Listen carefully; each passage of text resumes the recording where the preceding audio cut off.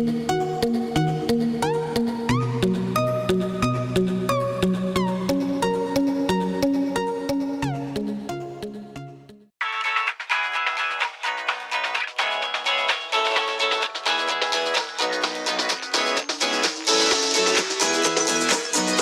time to jumpstart your life with your host, Nancy Levin. Hello, my dears, and welcome. I'm so looking forward to our show today. You guys are in for a super, super special treat.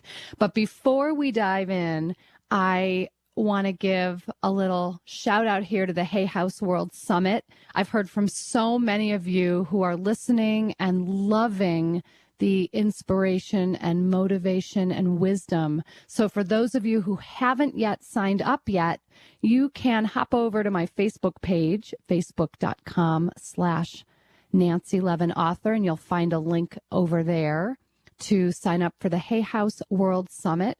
100 free interviews and conversations and master classes, really, with some of Hay House's most inspiring minds. And I was fortunate enough to conduct 17 of those interviews, and they're rich and delicious and food for your soul. So I really encourage you, if you haven't already, to sign up for the Hay House World Summit for free. And while you're on my Facebook page, you'll see at the very top, I've got a free audio and ebook download for you available, and you can sign up for that as well.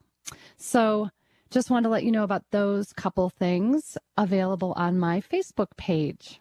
So today I've got a very special guest. Her name is Sarah Grace, and she's the author of a brand new book called Journey into Grace, Tales of a Psychic Paramedic. And here's what I had to say about her book in a quote. In her courageous and compelling memoir, Journey into Grace, Sarah shares experiences from over a decade of working as a paramedic, interwoven with the story of her own evolution with her psychic gifts. Sarah takes us on a riveting ride as she shows us how to transform and rebirth can only be a result of honoring one's own inner truth. This book is a high-intensity, fascinating, powerful must-read. So Sarah is a powerful and dynamic individual. She spent over a decade merging her career as a paramedic in some of California's busiest 911 systems with her innate gifts as a clairvoyant medium, a medical intuitive, and an energy healer. So today we're going to have a bit of a conversation here about Sarah's story. We're going to hear a bit about the way she works with people and the way that really, you know, we all have intuitive gifts, and yet we don't all know how to tap into them and integrate them into our lives. So Sarah's here to help us understand how to move through that on the journey. So I want to welcome Sarah. Sarah, hello. Good morning, Nancy Levin. How are you? I'm great. How are you? I'm doing great. Thank you for Awesome. that amazing introduction. Oh. Yay! Yay! Yay! So I'd love for you to just give us a bit about your story. Give us a bit about the raw, real, compelling truth. Well, raw, real, and compelling it certainly is. Essentially, it began when I was 7. I woke up one day and I was just able to see, hear, and feel energy outside of the normal 5 senses. And there was no particular trauma itself. It just, one morning I woke up and noticed that it was there. And I grew up in a very small conservative town in South Dakota, pre-internet. So there was not a lot of, outward, information available in that kind of understanding. And the family and the construct that I grew up in was pretty conservative and devout and religious in nature. And so when I began to say things about, my experiences and what I was noticing around people, which essentially it began with like the aura construct, being able to just be like how you can see the light around a light post at midnight. It looks like that, except it's color. And then I was able to kind of feel people's feelings and hear people's thoughts and insights. And then it led into more of seeing spirits and seeing things like that. And so after a couple of weeks of slow, steady increase in that perception, I said something to my family, and I was shamed and condemned at that point. And so at that time, as a little girl who was kind of in the middle of nowhere with this experience, I turned it inward, and I really thought that there was something really wrong with me. And that was really terrifying. Mm-hmm. And so I kind of buried it down and just hoped and prayed that it would go away. But the sensory input to me, it's never gone away. It's just essentially been part of my everyday existence and tapestry and how I view reality. And so what I did, Nance, was I tried my best to ignore it and tried my best to cope with it through a lot of different modalities, and we can talk about that in a bit. Mm-hmm. But I went through and I graduated high school and I went out into the world, and I was coming from a space of, toxic shame and self-loathing because of this. And it wasn't and so I went through a whole bunch of different life experiences and, volatility and doing a lot of things just to try to make it go away and try to, stop this aspect of myself. And it wasn't until I got into EMS and I became a paramedic in my mid-20s. And at that time, as I started showing up on these 911 calls, these repressed energies and abilities started to kind of work through me. And it wasn't initially. It took a couple of months. I think I was really just focused on becoming proficient as a medic and really understanding the 911 system and everything that I had to do in the physical sense. But over time, the energies just began to work through me on these really critical themes. And so over the course of the next 12 years, I became kind of that paramedic who was always there the last 10 minutes of life. And so I was really working with a lot of death and seeing a lot of death. And it was really beautiful just in the way of being able to comfort the person and in the last 10, 15 minutes and watching their chakras release and then the soul go out the crown of the head. And then I would watch the loved ones come into the room from the other side. And here we are doing CPR, and I have this intuitive knowing and understanding that, it's their time has come, and they're transitioning, and it's essentially a midwifing into the next realm, if you will. Mm-hmm. And so I was still at that time, pretty heavily under wraps with what I was seeing and what I was perceiving. EMS is a very type A, masculine world, and I really wanted to fit in, and I didn't want to be that weird one, and so and I was really identified with the power and position as a paramedic, and I didn't want to give that up at all. And so I was scared to say anything, but a lot of my coworkers over time could feel things that I was doing, and they're just like, what are you doing, And after enough time, Nance, I had a series of calls back to back where there was significant transitions, and I finally just kind of came to terms, and I was like, okay, what is this? Clearly this is just part of who I am and how I am. So what is this? Let me become educated.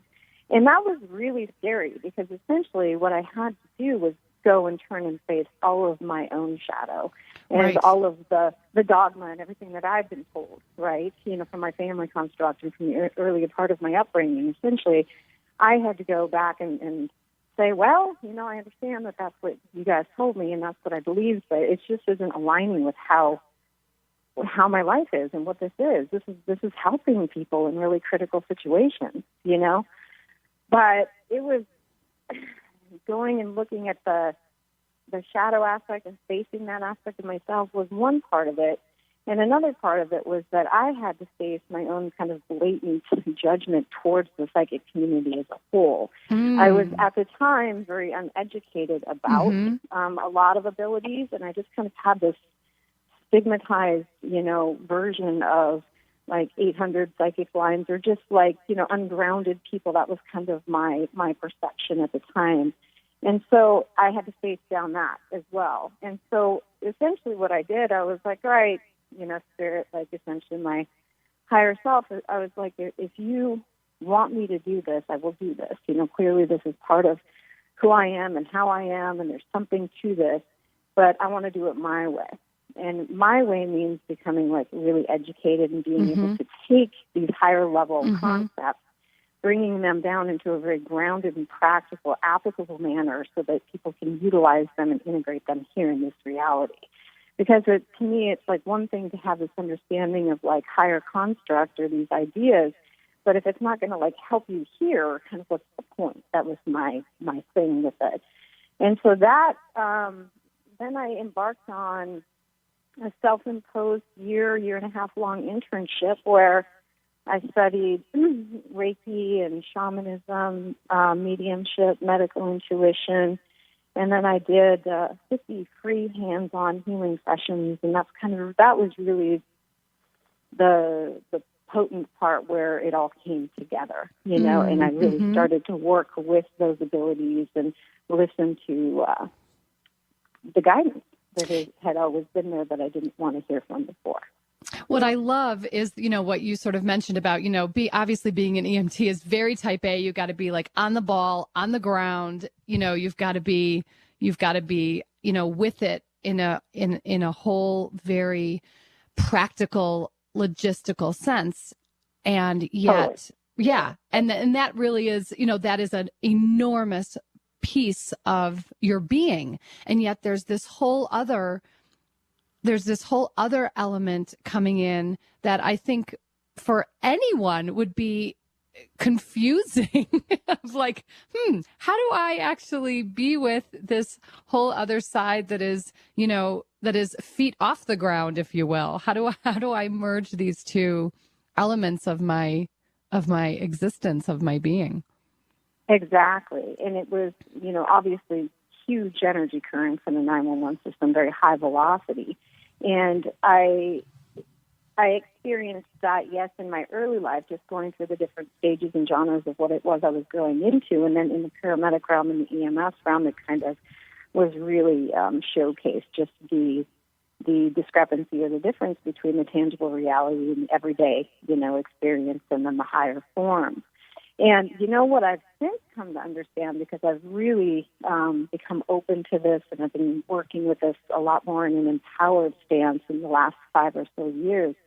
And what I've really come to understand, Nancy, is that there's millions, literally millions of people like this. And there's so many of them that are in the same spot that I was for so long, where it's like, they don't necessarily want to say anything because they don't want to be judged as being weird or being ungrounded, and it's like, if you just think about, in our Western world, what is the quintessential statement for being like, quote unquote, crazy is hearing voices, right? Exactly. Well, hearing voices is one of the gifts in our audience, right? And so it's kind of this whole like, woo, still kind of taboo. But the more I opened to it and the more I educated myself, I was just like, okay, let's take the fear out of this.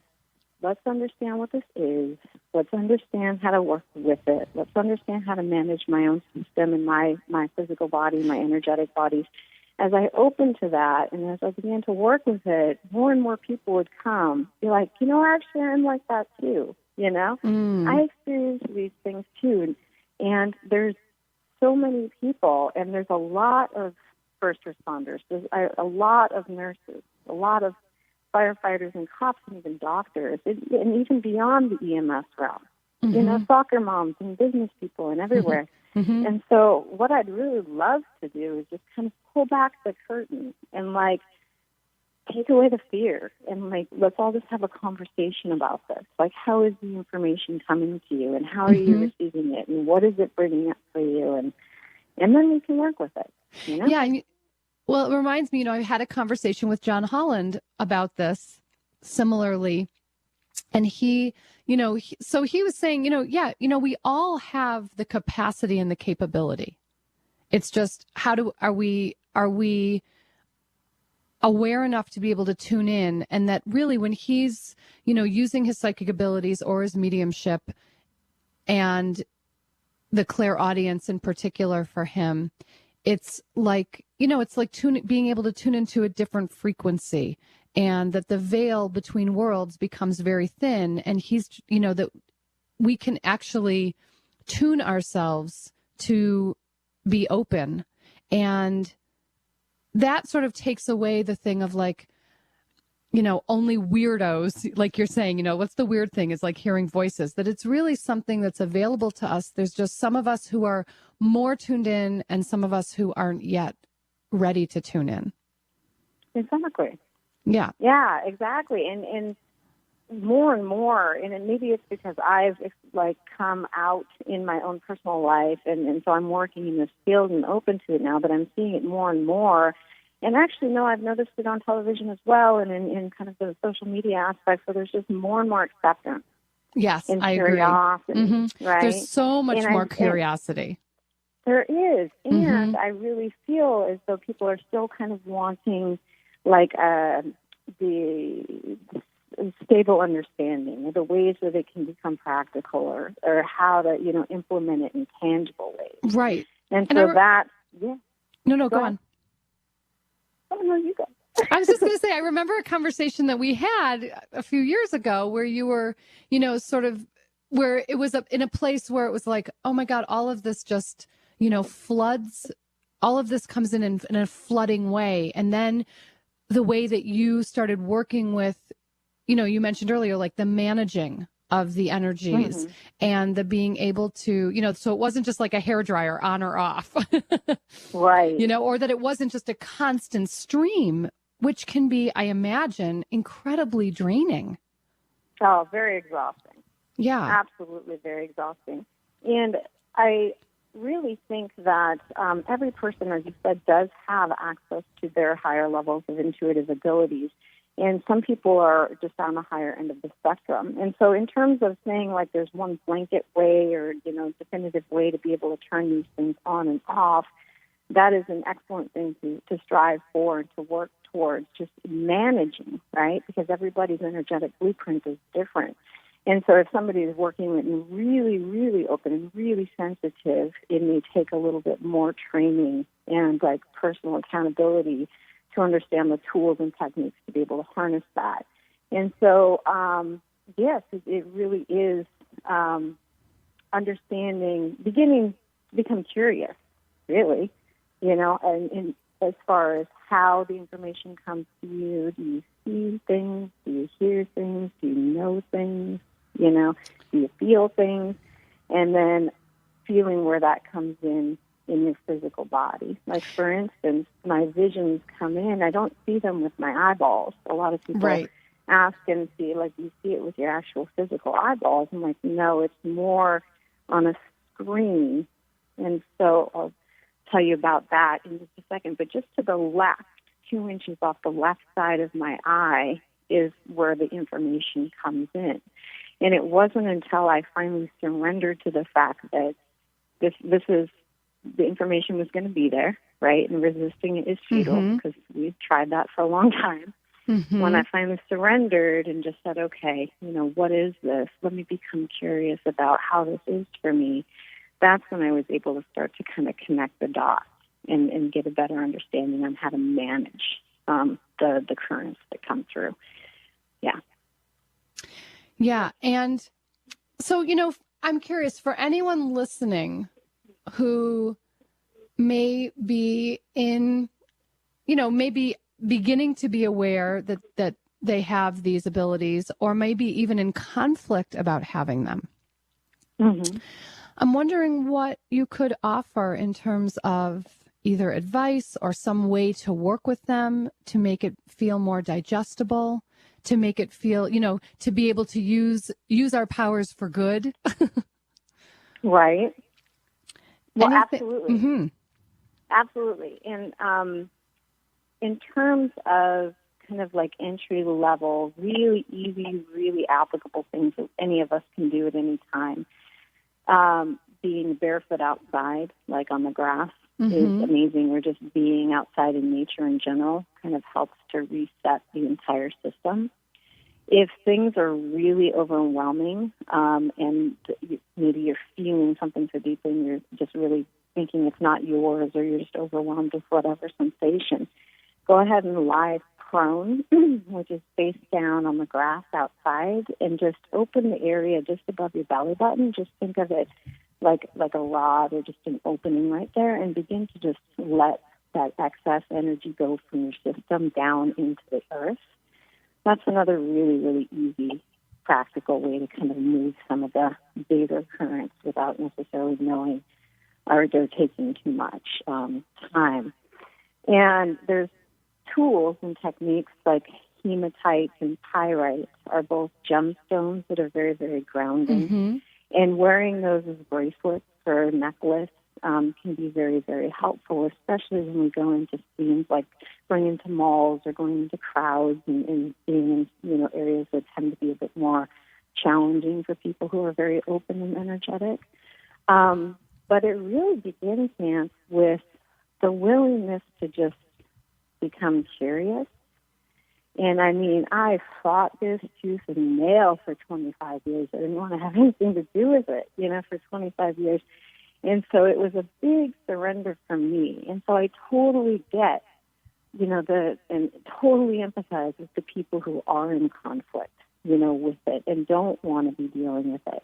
And so what I would say to them is just really kind of a slow softening and towards acceptance, or beginning to become curious about, okay, if this is how it is for me, like, why is it like this, and what am I to do with it, right? Mm-hmm. And so we've heard a lot of times, a lot of the literature out there and the teachings out there at the basic level also teach you to kind of ground yourself. So sending energetic tethers or cords at the bottom of your feet deep into the center of the earth and really rooting yourself there, or drawing an energetic bubble. Essentially, you're just imagining kind of a bubble or whatever shape or sphere you'd like to encompass yourself with is totally fine. But that's kind of a beginning phase for being able to understand and energetically manage your own energy bodies as you're beginning to learn about this. And just, again, becoming curious, how does it come to you? How are you perceiving it? Where is it in your physical system? And then opening the dialogue and becoming educated. And I'd also like to know how, so I have been very fortunate to have a session with you. In person. Yay! A couple. And right. I'd love for you to talk a little bit about the way that you, because really you use your gifts along with practical, grounded coaching. Right.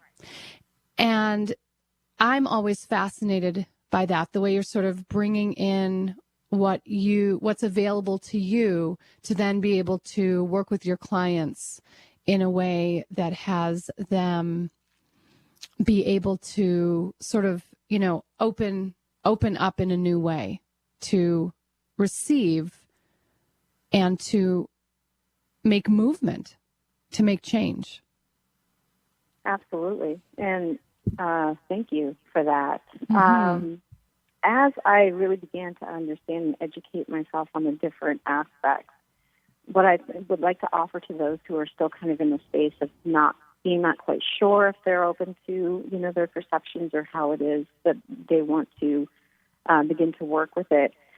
For me, I was kind of looking at taking the different modalities that felt intuitively applicable to me. And so it'll likely be different for everyone. And so what I mean by that is when I first started working with energy, when I first surrendered to the understanding that this is how it is for me and that I can become empowered with it, I started with the Reiki, and then I went into the mediumship, and then I went into the shamanic practice, and then I went into the medical intuitive practice. And so for people who are looking at trying to figure out which modality is applicable in their lives, trust yourself, trust your own internal wisdom and your own internal guidance to be drawn towards the appropriate teachers, right, at the appropriate time. So critical. And so, yeah, absolutely critical. And so one of the things that I found is that I don't identify with any one particular genre. because I have access to multiple streams and modalities. And so when someone comes to see me, it really is like, just like being a paramedic, I don't really know what they're going to need, because every person needs something different. And once they get there, then when we start our dialogue and we start our work together, I'm able to choose from the multiple branches of this energetic tree of understanding and insight and information, right? I can take that information and then make it applicable to that individual person. So each person is an individual case that needs their own. Mm-hmm. And so that's essentially what I do. When somebody comes, we'll start with about a 40-minute hands-on when somebody's with me in person, about a 40-minute hands-on session. And so essentially clairvoyance is my strength. I can see so much. And it's just like pulsating electrical information, always, colors and streams and tracers and movements and, all of that kind of stuff. And so when I look at somebody and I'm invited into their grid and I'm invited to work with them, then I'll begin to look at the various layers and levels of their energetic body, their physical body, their emotional body, and their mental body. Some people are there for, physical ailment and want to dialogue about a treatment plan, for their modality. And some people are there for their intuitive, and they want to know, how to work with it and what to do with it. And so then we can kind of tailor-make a specific experience for the person. And then what I do is we'll do the hands-on clearing and grounding, and I'll be able to go into that person's energetic body, essentially, and I can see fears and traumas and blocks and, old coagulated energy, and just essentially begin the opening and the facilitation of the movement of that old stagnant energy. Essentially, the way I look at everything is as though it's just energy. Mm-hmm. And so looking at it from that, then we can come back and formulate a step-by-step, approach for that person to move forward in an empowered way in their life. Exactly. And so essentially what I like to do is just mirror to people, like, their own, strengths and their own abilities and their own power and their own gifts. And it's really, that's my intention. It's like the education and the empowerment of these other people while we assist in the facilitation of clearing at all of these other levels. It's pretty cool. Yeah, it's awesome. So if you just tuned in, you're listening to Jumpstart Your Life with me, Nancy Levin, and my very special guest today is Sarah Grace, and she is the author of the new book, Journey into Grace, Tales of a Psychic Paramedic, which is filled with compelling stories of the way that she has used her psychic abilities and intuitive gifts and energetic abilities in her career, being an EMT, EMT first responder. I know, tapping. I know. I'm tapping on that one. Tapping. I know. EMT first responder. And if you want to call in and talk to us live on the air, we are taking calls. So in the U.S. and Canada, you can dial 866-254-1579, and international callers can dial your country code and then 760-918-4300.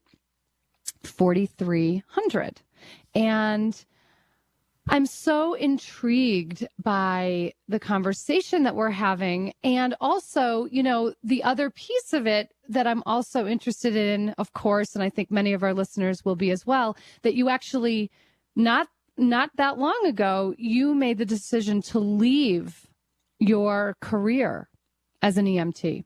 And that you went full time into your career as a healer. Oh, yeah. And wow. Yeah. And wow. And that was extraordinary to witness you in the transition, and that alongside with that decision, you self-published your book. I did. Mm-hmm. Yes. It's been an amazing unfolding. And I have to tell you, I left the streets. I'm still a licensed paramedic and will continue to maintain my license. Mm-hmm. I like the grounding aspect of that. And as I was growing in this, what was happening is I was opening to my abilities. I was beginning to become educated. I was beginning to do these sessions and this self-imposed internship. And so I'd be working with people in this very soulful, very energetic realm one day, and then the next day I would be on, on the streets and maybe be attacked or be in it's just a very different energetic realm. And so I love EMS. I will always love EMS. I cherish my time on the streets. I loved it. And my intuition was telling me that in order to really step into the fullness of my abilities and what it is that I'm here to do, I would have to let go of actually being in that energetic frequency on the streets. And, my ego just fought it. I was like, no! Yep. I was like at the top of my game, Yep. it was. And so I pretended not to hear it for a long time and then I'll listen for a long time and just, how the intuition kind of keeps nagging at you and presenting you with different opportunities in your tangible reality. And so ultimately, I just surrendered into it. And so I feel like I said, I just cherish that aspect of my life and that time in my life, and I'm still very entrenched in mm-hmm. with my friends in the community mm-hmm. of EMS. And this has just been a beautiful unfolding, like how you and I just became friends and how everything is just unfolded with the rest of this. And the book, that was a birthing process in and of itself, because it really, in addition to taking you on a very visceral, very, very visceral, very candid ride through these 911 calls in a higher sense perception, like experience, it was also my coming to terms with my abilities and being like this. Yes. And so the book itself was a huge process, in that I just published a month and a half ago, and I'm ecstatic. I mean, here I am on Hay House Radio, a month Woohoo. and a half later, and it's, I'm just super grateful. And essentially, Nancy, what my primary intention is to just educate other people. Like, if they're having this experience, that they're not alone, right? Mm-hmm. That they're okay, that they're safe, mm-hmm. right? Mm-hmm. There's nothing Yep. wrong with them. There's nothing Right. wrong with you. Oh Yep. my God, if somebody would have told me 20 years ago, Sarah Grace, there's nothing wrong with you. Just I know. do this, and this will help. How different life would be. You're right. And so I get it. I understand how it had to unfold and is unfolding. And so I say yes. Yes to the continued journey. Beautiful. Mm-hmm. Well, we've got some callers, so let's talk to some peeps, yeah? Let's do. Awesome. Mm-hmm. Let's talk to Mary Lou in Portland, Oregon. Hey, Mary Lou. Hi, you guys. Thank you so much for taking my call. Of course. Welcome. Hi, Mary Lou. Hi. I am inspired by both of you, but I am beginning my spiritual journey. I've been sober. I just celebrated a year last week. Great. And I'm trying to look into my heart and find out who I really am. And I'm also trying to work on those issues, and I have my quote fingers up as I say that. And I'm trying to figure out the best way, the best path to there's so many different options, like counseling, hypnosis, and I've tried hypnosis, and it's great, but it's very, very expensive. I listened to Hay House. I guess I'm just not sure what path I should take. I've prayed about it. I've asked the universe for help in how I should start or continue to deal with my fears, with the issues that are blocking me from growth, if that's a better way to put it. Beautiful. Mm-hmm. Yeah, I'm glad that you brought this here. So, the first and foremost, I want to make an offering to you, and I make this to anyone who's listening. I would love for you to join me for one of my free coaching calls. I do live, interactive, free group coaching calls. I've got one scheduled for next week. You can go to nancylevin.com/free and sign up for a coaching call there, because what I do during that call is I take you through a process where we come face to face with the obstacles that are in our way. Okay. And because, the whole thing is that we're wanting to get from where we are to where we want to be, obviously. Yep. And we have to start being able to clear the way. And the first step for me is always truth. So the first step for me is always being able to come into connection with the truth that's nesting inside of ourselves. So it might be that whispering voice that we've been pushing away. It might be a skeleton in the closet. It might be an aspect of ourselves that we have been repressing or suppressing. Because what I really believe is that we're all hiding some part of ourselves in order to be loved and accepted. We think we have to hide something. Yeah, and so to me, the awakening process is really the authenticating process. How can I bring more of me out into the world? And to me, that begins with truth. And it's interesting. Last week, 2 weeks ago, not last week, 2 weeks ago on the show, I had another author, Katie Dalebout, who just wrote a book called Write It Out about journaling. And I've got on my Facebook page a free download about journaling prompts. And to me, that is one of the best ways to begin to access what's really happening for you, what's really in the way, is to have some connection with yourself, either through journaling, through meditation, through nature. What are the ways that you can give yourself the time and energy of true connection? Right. And so when I say that, I'm curious, like, what comes to mind is something you can do this week to drop into a connected state with yourself. Being out in nature. That's like my number one. Being out in nature. Great. Yeah. And can you commit to something specific about that? I can, yes. And when you said that, I automatically thought, but. Right. So, yeah. So like right here and now, let me hold you accountable. Give me the commitment. I will commit to being outside and in nature for at least 10 minutes for the next 3 days. At least 10 minutes for the next 3 days. Awesome. Because coaching's all about accountability. It's about your commitment to your own evolution, and then I'm committed to holding you accountable. Will you also sign up for one of the free coaching calls so we can take this to the next step? Awesome. I would love to. I'm great. Honored. Thank you. NancyLevin.com/free. And then Sarah, do you have something to add? I do. I just really wanted to commend you once again on your year of sobriety. I think that's amazing. So congratulations on that. And really what I'm hearing and what I'm feeling and sensing to you is this is a taking back of your personal power. You've reclaimed your personal power over this addictive pattern in your life. And now you're kind of in this space of like, well, where to now? What do I do next? And in our world, it's so external, right? There's a lot of people looking to like, oh, this is the way. And it can be very confusing, especially when you're in a new space where you just overcame something and you're just coming back into yourself. So what I would offer is exactly what Nancy was just saying to you. It's really, this is an amazing time for you to be able to pull in with your personal power and go inwards. And so this being alone in silence and being with yourself in nature and journaling and being in meditation, all of those ways is how we can take our own personal power back. Because, again, it's such a busy external world. There's a million distractions and people kind of vying for our time and things. And so for you, just amazing. It'll be beautiful to witness as you begin to take that personal power back and blossom even further in this new way of being. Thank you guys so much. My heart is vibrating. Oh, this is exactly what I needed to hear. Exactly what I needed to hear. So thank you. Just remember, so glad you called in. Yeah. All right. You got it, girl. You got it. You got it. Well done.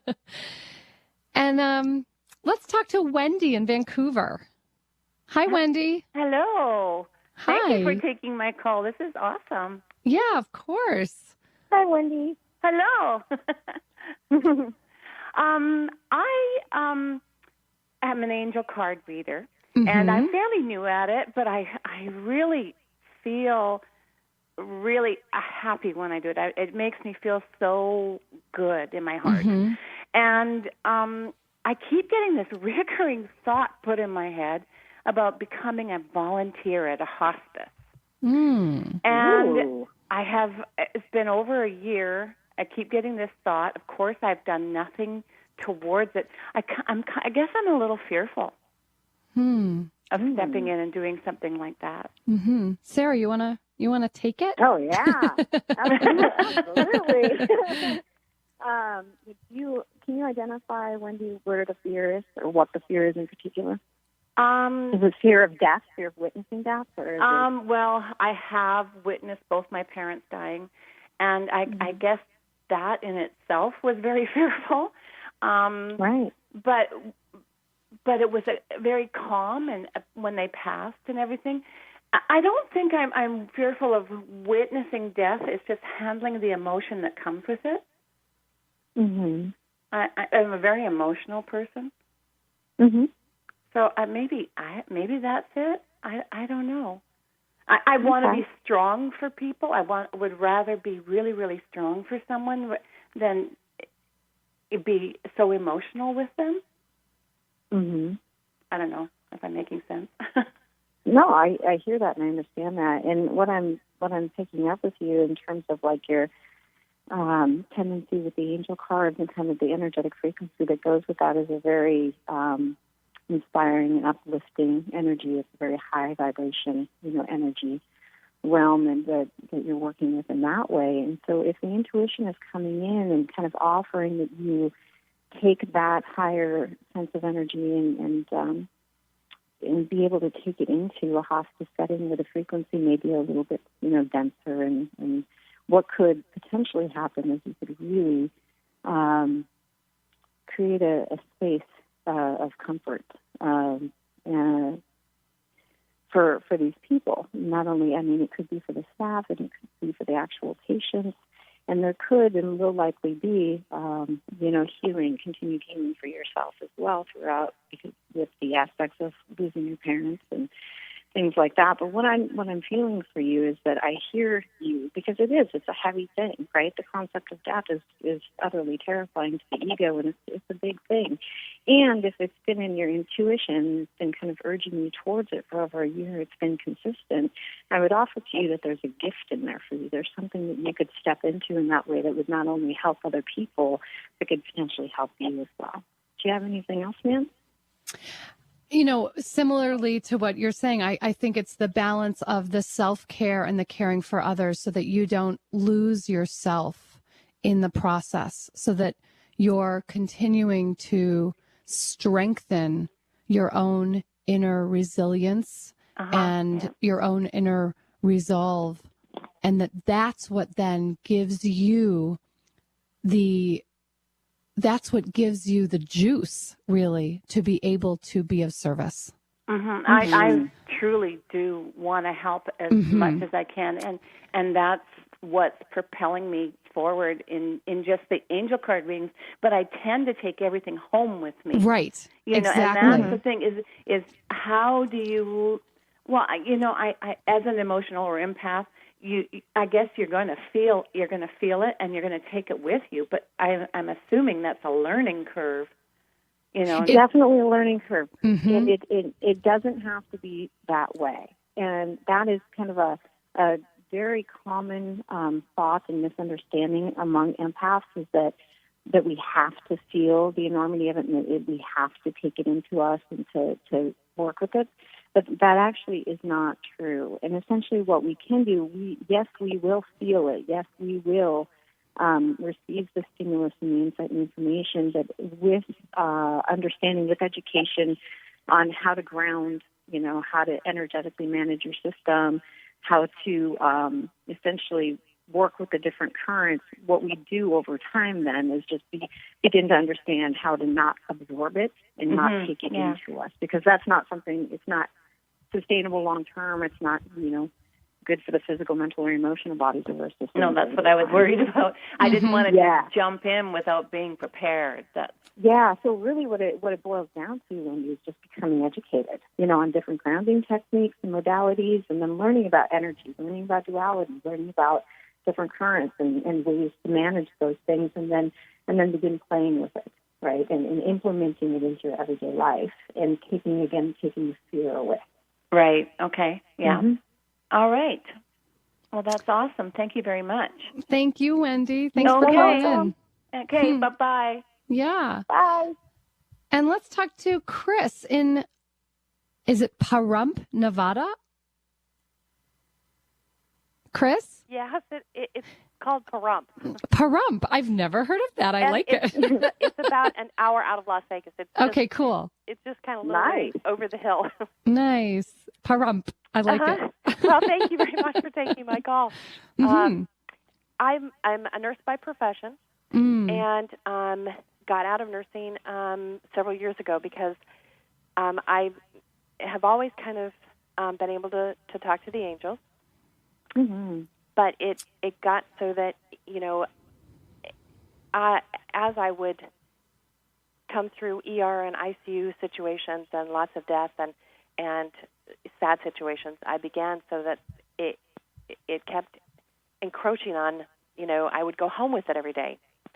So I kind of decided to back out, and so I've been trying to redevelop my gift, and not exactly sure how to do that since I kind of, you know, it got to be so overwhelming. And now there's people I know that I should be sharing information with, but I'm not sure how to do that without scaring them because people don't always like to hear, well, you know, I hear voices. Right. Sarah, go for it. Well, I commend you on spending those years in service as you did and working with that energy because I get it. And it's a very intense frequency, very heavy. It can be really, really heavy. And so can you help me understand, like you're looking to become more in tune with your gifts just out of the nursing profession now, or what is it exactly that you're I think for? I want to be able to discern as I get messages and as, you know, because as people come into my circle and I feel like I should share something. So it's really about asking permission to share is what I'm hearing. Mm-hmm. Yeah. Yeah. Okay. So that you're not just like blurting out what you see, but really asking if you have their permission that you see something or that you hear something and you want to share with them, but do you have their permission? And then how do you deliver it in a way that they can digest it? That's what I'm hearing you say. Yeah. Yes. Okay. Yes, and I love that you're saying this because just like in nursing and EMF, we have to have expressed consent for energetic. Right. It's just because I can see somebody's material doesn't mean I have the right to go and just blah, because I don't know what that would necessarily, how that would impact them or what that would catalyze for them. And so if there is the actual agreed upon opening, then it's really just a matter of trusting yourself enough that you'll just deliver the message in a way that they can hear it and that it's going to be applicable to them in their lives. Does that make sense? Yes, absolutely, because, you know, you feel that tendency to help, and you're not sure if they're ready or if they're going to look at you like you have no idea what you're talking about. Right. So, right. Yeah. You know, sometimes, especially when you see family members, you can kind of tell that maybe the person that, you know, especially like in hospice, you get a lot of messages around the person that is dying, but the family members are not necessarily ready for that, you know, piece of information. And so discerning is difficult, but then you feel like, oh my gosh, did I let my guides down because you know, they were trying to bring something to somebody. Right. Well, and it is that fine line for sure, and it really is just a trusting of oneself and trusting of your own innate ability, your own innate guidance, that, again, that you'll say the right things at the right time and that everything will be timed and deemed appropriately. Mm-hmm. And what we need to look for, and it was an unfolding in my own personal process, is just being mindful of egoic attachment to like, I want to be of service and I want to jump in and I want to do this. That's coming from a space of ego, right, of kind of self-serving versus okay, I'm going to hold space and just like see how this opens, and then intuitively, if that person comes to ask me for something, then yes, I will engage. Does that make sense? Yes, and sometimes I think you can feel that they're not sure exactly why they're getting some inkling to say something to you. Right. So sometimes, yeah. Oh, they'll come out of the woodwork. Yeah. Well, and I think Nancy is right too, that if sometimes you go outside and you walk in the grass and you touch those trees, and it sounds so unusual because people are people say, why are you doing that? Sometimes when I was at the hospital, I would take my break and I would say, I need to get outside. I need to, because sometimes the energy is overwhelming to think, okay, I'm not exactly sure how to dispel this, and maybe the tree can take some of it. Absolutely, and it can, and it does. Yep. Yes, so important to release in that way and reground. Leah, I'm so glad Chris, I'm so glad you called in. Thank you very much. It was delightful to talk to both of you. You too. Thank you. Have a great day. And then I do want to talk to, is it Leah in Greenwater, Washington? Leah. Hello, Leah. Hi. And you know what? Here's the scoop. We just have a few minutes, but I see in my notes that you're an EMT and you've also worked in law enforcement. And so I wanted to get you on to talk to Sarah, but I want to let you know that we got to cut right to the chase. Okay. Well, cut to the chase. I've had several experiences over the years as an EMT and firefighter, and I'm just going into law enforcement currently. But I had one time where I've only spoken with a couple people about it because, again, you get that judgment and you're like, I don't even know what happened, let alone how to explain it to somebody else. But I had a moment. It was on a car accident, and there were some definite similarities between the young woman and myself that I found out later afterwards, people who knew her. But it seemed as though she passed through me. Have you ever experienced that, and can you kind of elaborate on that? Absolutely, and thank you again for your service and what you do. Yes, I have experienced that personally. I've been able to witness, like I see things predominantly, then I feel things secondarily. And so for the most often, I would witness the soul actually rising out of the body and see where the tether was and see the chakras releasing, etc.